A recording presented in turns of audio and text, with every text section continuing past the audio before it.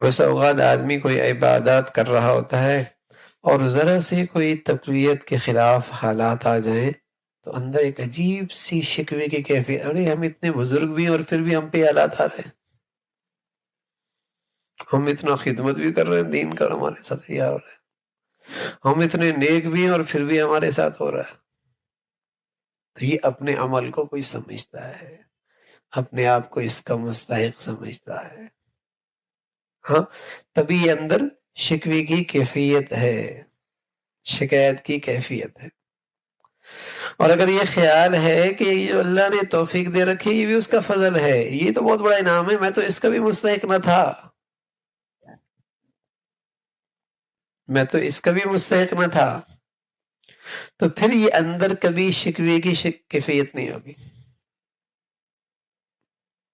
شکوے کی کیفیت نہیں ہوگی۔ لیکن یہ کیا سمجھتا ہے، بڑی بزرگی ہو رہی ہے اور پھر میرے اوپر یہ حالات ہیں، ہاں میں تو،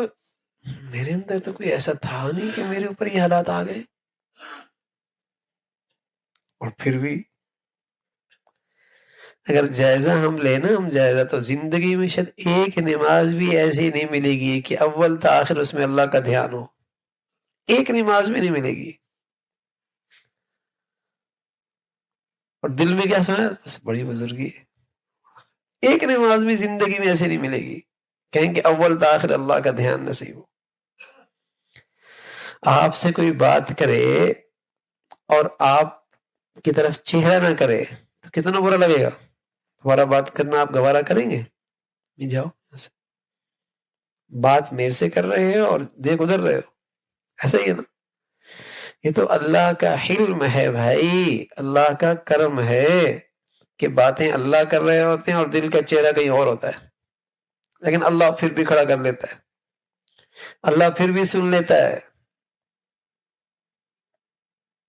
یہ تو محض اس کا انعام ہے،